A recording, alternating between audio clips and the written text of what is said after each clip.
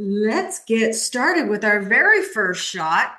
It is a little hard to swallow, but the truth is, our customers' goals have nothing to do with what our goals are, right? You're looking for the long conversations and talk time. You're looking for them to love your product and be in your pipeline. Folks, not what they want. Okay. We did some amazing research. I'll give you a QR code in a minute to download it. And we asked what customers are looking for. With the addition of AI in 2026, their expectations are changing even more. What they're looking for in a conversation is talking about their business challenges. Yes, also their situation, but mostly their challenges. How much time are they willing to give to your solution and your sales process? Very, very little. Let's take a look at what they're looking for. Please, the consultative approach, the personalized guidance. Folks, that means not the same demo for every customer. Help me avoid the landmines. Don't just take my order and throw up your speeds and feeds, right? Solve my problem. Give me some active listening. Give me some actual engagement and empathy. Now, is it important? Is it not important? First, I'm going to ask you a question. What thing on this list do you already rock?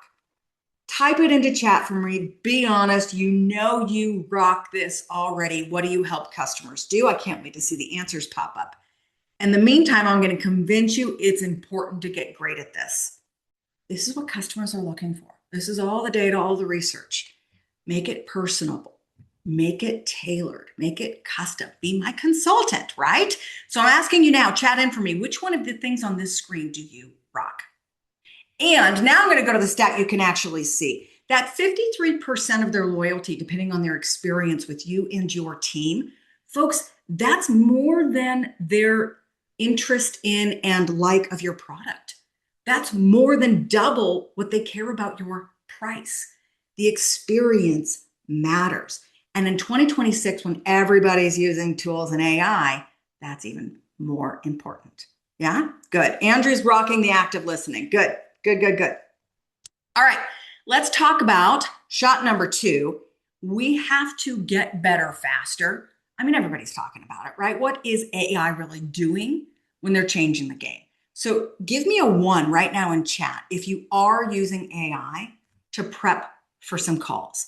Maybe learning about companies, learning about industries, doing some research. A lot of ones coming in, right? Yeah. Awesome, you guys. Good.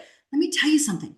So are your customers, right? So for us, the sales process is the same, but let's look at their buying funnel. We used to, especially for outbounding, right? We're getting the customers at the top of the funnel. That's the bonus of outbounding. But within seconds, they're further down the funnel. When they come to you, right, they used to be 50 to 70% of the way through the buying cycle. Now they're even further. Okay. They're going to be coming down at number 3, number 4, maybe even number 5. So how do we guide buyers?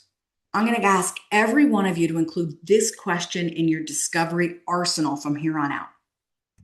Tell me about where you are in the process. Fair question, folks. Very seldom, especially as this year progresses, are you going to hear them talking about being at the top of the funnel. They may already be evaluating.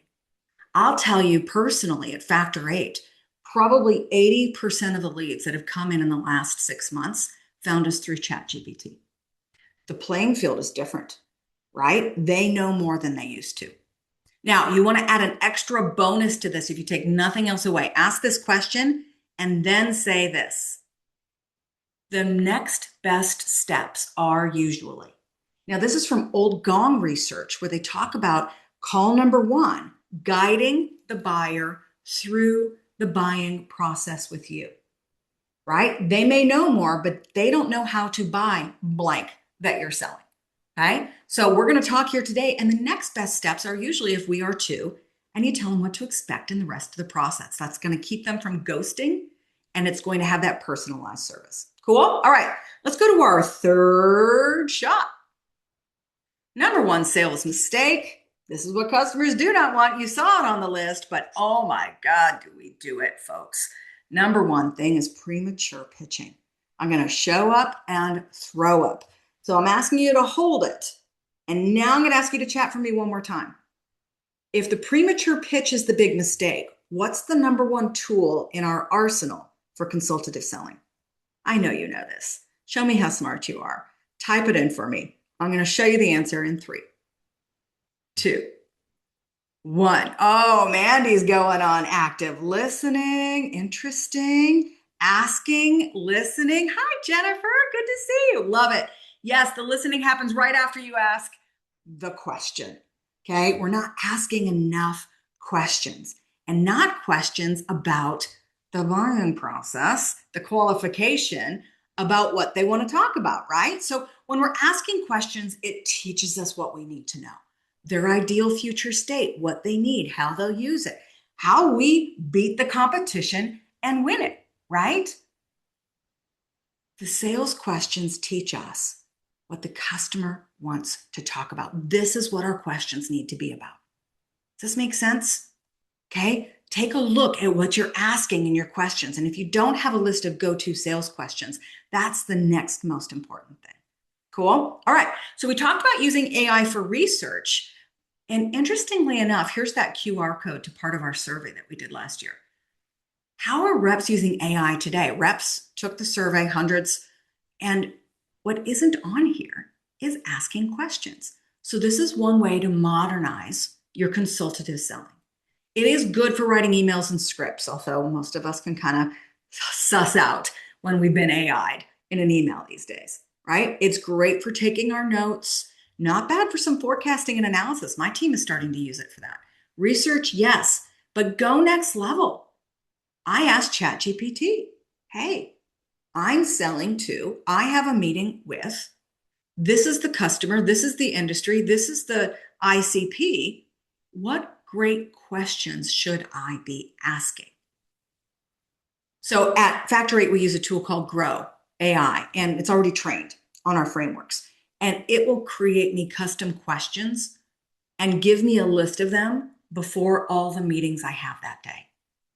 I go even further and say, write me a list of Swift questions. And I'll introduce you to Swift if you haven't met our friend Swift in the past, for all of my meetings today. And it goes through and finds my buyers and helps me ask better consultative questions. So give that a try on your team and stick around at the end if you want to see more about a tool like this and how we use it. Cool? All right, let's move on. A little self-reflection shot. When are we being consultative and when aren't we? Because I got to tell you, I would probably give myself an A on being consultative. But when I do this checklist and I get really honest and assess, or I ask AI to assess me, I'm not an A. We can all up level with the new standards. Okay. So let me show you a couple places where you can assess. First of all, let's start with our SDRs. It used to be that people would say SDRs shouldn't be consultative. But I'm here to tell you that customers will very soon no longer tolerate an upfront qualification only. Okay. They can and should be more consultative. Our constant focus on BANT or MEDIC or MEDPIC or whatever it is at that SDR level is ruining the customer experience, and they don't have to tolerate it anymore. They're not using sales calls to get educated. Make sense? So let's stop with the, right, how many do you have? What are you using? When are you buying? Right? And move over into more about that situation and challenge. Our AEs are certainly going to love leads that are passed with that information better. Now, my leaders out there, if you have teams of AEs and BDRs, right, and you're doing that handoff, you know, AEs, we all have that silver platter syndrome. Hand it to me ready to buy with a credit card out, please. I want it fully qualified. What if we were to relook at those standards? What if instead of knowing about the budget, the decision criteria, right, the timing, with all the qualification, we pulled some of those out and replaced it with more about the business situation, the customer challenges, right? And taught us at every level to be more consultative with our customers.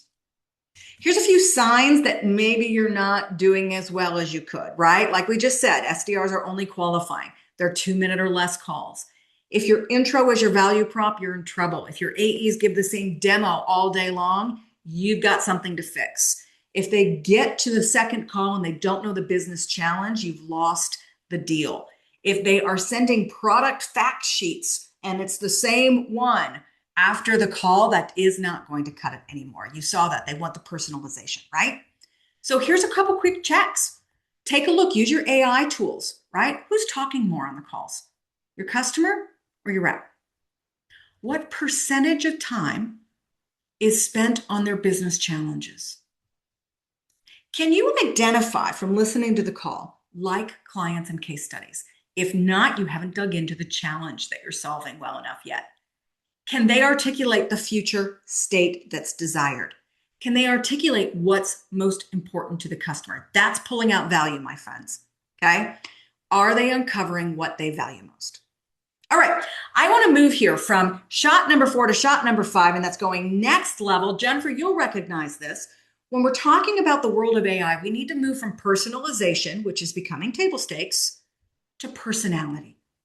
In fact, my LinkedIn post was about this today. My kid showed up yesterday in a head-to-toe leprechaun outfit. It's spring break, so all he could show was me, but he was so damn proud. And I forgot it was even St. Patrick's Day, so I'm repping today, folks, with my Irish heritage. But the whole point here is anyone can personalize. Are you holding your reps back from showing their personality? And you are if you're giving scripts, if you're looking at QA adherence. Personality is how we build trust. And as you know, less than 5% of people trust sellers, okay? Our job in those early calls is to move up that trust scale as fast as possible because they come in at the bottom, folks. We're in sales, sorry to say it. So it's not just about rote rapport. This is from our Building Authentic and Quick Rapport class. You're trying to move all the way up quickly. And you do that by making a human connection. You do that by letting people's personalities come out, by being a little silly, right? By, maybe cussing every once in a while. I know it's why some of you show up to these shots every month. You do it by letting your freak flag fly. Be different, be weird. It's cool. We hire people because they have great personalities and then we give them scripts and don't let them use it. So, bonus chaser that goes with this, you may have the t-shirt if we've been friends for a while. Get on the phones. Your personality is not going to come out in an email. Now, our survey tells us that your team knows this. They just don't want to do it. Okay. My friend Regina hired us to come in and do some sales training. And my team came back after the assessment and said, LB, they did 75 calls. And I was like, well, that's not bad for a day. And they said, Lauren, it was for the year. That's all they're doing. So our survey tells us that reps, 66% would rather send something in writing, but over half admit that the phone is actually where it closes. So you can't show that personality. You can't make the human connection unless you're making the calls. And I know it's tough these days. My kid won't even answer my call. I got to text him, but it's not going to work with our customers. We've got to be on the phones with them so that we can do shot number 6, be swift. All right, my friends of Factor 8 out there, what does SWIFT stand for? Type it in, you get a prize. We've got to uncover more than their needs, okay? When we look for SWIFT, answer coming soon. Come on, work with me. Come on, work with me. We're going to uncover what they value. There it is. So what's in it for them? All right, introducing the SWIFT 6, okay? Business people care about these 6 things. Every differentiator in the world is going to line up under one of these: time, money, ease, reputation, power, and risk. These are examples. We do not have time to dive into all of this.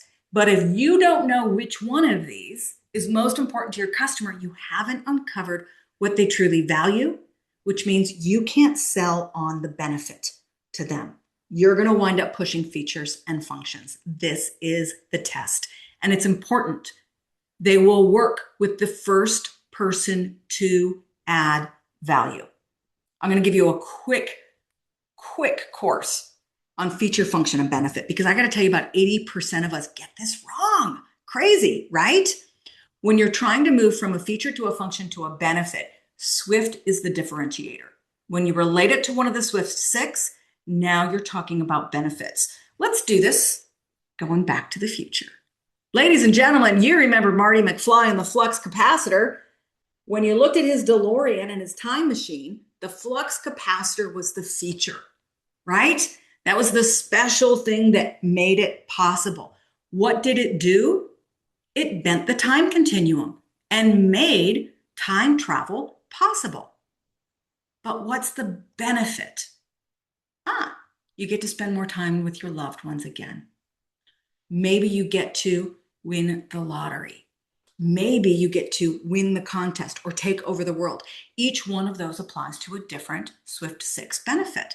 Here it is for Factor 8. One of our features is heavily involving managers in the training that we do with teams. What's the function? That means managers coach and support, right? They measure so new skills stay alive. Most people stop there. But what's the benefit? Well, if I line up under money, we're going to talk about increased revenue. We're going to talk about better ROI. If I line up under time, you're freeing up managers' time in building the skills of every single rep. If we're going to talk about reputation, we're making the sales leader look like superstars because of the growth. But you've got to add the Swift to get the benefit. You want to go one step further, here's the bonus shot. Take your benefits and now write your value questions. My benefit was increased ROI or saving manager time or making the sales leader's job easier, right? Each one of those might turn into a different question. Write your value-based questions to uncover the possible need for the benefit your features and functions provide. Bonus chaser, does your team know what challenges you solve and what questions to uncover them? Here's another exercise you can do together, right? Now you start with the benefit, exercise part 2, build out the situation and write other questions. Here's another example, okay? So Factor 8 does licensing for big companies, and it saves them money when they're doing lots of training or back-to-back new hire training. So what situation should a client be in who really loves this? Well, they're growing, they have high attrition, they have their own trainers, they're doing new hire all the time, okay? What questions uncover that in the discovery process? Hey, tell me, how often are you running new hire onboarding each year? Tell me about your growth in the next 3 years, okay? Those are Swift value-based questions. Awesome. All right, one more shot. Look, Mom, no hands by shot number 7. The answer here is don't touch my base. Keep your hands to yourself, folks. Every touch should add value. If you're checking in with customers and trying to nurture, you can't just touch base. Get your phones out and take a picture of the slide. Here are 14 things that you can put in your arsenal to reach out and touch someone in a value add way. Woo! All right. Bye now, my friends. I know it was a lot. I told you it's going to go fast and we have a good time. Work with these. Try these exercises. By now, this is one more bonus chaser for you. You're thinking one of 3 things, okay? Bucket 1, hey, LB, thank you. This was awesome. I'm set. I'll see you next month. I invite you to follow on LinkedIn. Go sign up for more shots. Can't wait to see you. Awesome. You get 9 minutes back in your day. Bucket 2, hey, this was fun, but this kind of training is probably not a fit for me or my team. And I'd say thank you. Thanks for coming. Thanks for checking us out.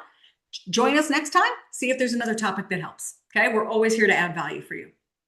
Bucket 3 is this was good, but I think I need a little more, right? Either because you know your team needs this stuff and they need to hear it too, or because you're smart, you know that a webinar or a video doesn't do it like the training does. So if that's the case, bucket 3, I invite you to stick with me and I'm going to share a little bit more on how you can work with the team and other resources that we have available. The first one being that state of sales report. Everybody, here's the free download. Okay, I'm just going to tell you something we learned in this research. 96% of reps are asking for more skill development. 97% of sales leaders lacked confidence in the training plan. Their top frustrations wasn't the amount of training, it was the fact that it wasn't getting adopted. It's not sticking, it's not relevant. We're not proving any ROI. These are the skills the reps are looking for. These are the top ones the leaders are looking for. Look at what's top of the list, folks. Building value. All right, so here's the different way we work with teams, you guys. If your group is under 40 and wears a headset, that's our lane. If you're doing $2 million software deals and getting on a plane, not our lane. We work from BDR all the way up through and manager. Cool? And there's 3 different ways we work. If you've got a small team, I built the sales bar for you. Literally. It's the same stuff we use with Fortune 100 companies, and it is interactive and it's got tools and it's so much better than video learning. And if you can't afford a trainer to work with your team, all the tools you need to do it yourself are in the bar. It is stocked. Okay. And I'm going to show you how to get the consultative selling certification next. The mid-market companies outsource to us, right? If you've got an enablement team that is too busy with the rest of the company or they know nothing about sales, then my team becomes the sales trainers. We've partnered with companies for up to 5 years to bring in monthly topics. Okay. And we measure those results. Happy to share them. If you're a bigger company, you've got a training team, but you need the curriculum, we also license. So quickly, my SMBs, factorate.com/consultative. Earn a certification for under $700 a rep. All of the tools and the skills are there. And once again, not just video-based stuff that doesn't stick. Okay. You can even get 20% off right now. Amy's going to put that link in. Thank you. This is how we make what we do affordable to the smaller teams out there. And I hope you'll use it. It makes a difference. When we outsource, a little bit of more information for you here, right? This is not I go to the 2-day Challenger training and I get the same training that every other company did. We customize that. We build a business case. We measure before and after and build a custom plan for you. And the reps aren't watching. They're hands-on. They're practicing. They're role-playing. And the managers are coaching every step of the way. It's the fastest way to build that phone confidence and get the customer interaction. Here's a couple case studies I love to brag about. We love seeing talk time go up. We love it even more when we see a result. That is almost a 50% increase in stage 1 to stage 2. That's acceptance rate from the BDR handoff to the AE. What would that do for your revenue? And check out Lead Venture. Doubled the ACV. Awesome. For my enterprise folks, this is the QR code that you want. We call it our Everboarding program. And we do something that nobody else does. We give you the soft copies. You can move our training onto your learning management system. We train the trainer with your people, right? Especially if you've got a great team like Jennifer's. And then we give you the soft copies and you get to customize them, which means you get to push it into your onboarding, your PIPs, your career paths, your new hire, your upskilling, anywhere and everywhere at no extra cost. So if you want to have a chat about any of this, no pressure. You can follow on LinkedIn to come along for more and get lots more free tips, or you can book a meeting and we'd be happy to talk about more. Boom, we pulled it off with 4 minutes to spare. Woo, woo, woo, woo. I'll hang around if you got questions. Chat them in for me. I'm happy that you came today. Thank you so much for being part of that. And we'll see you next month.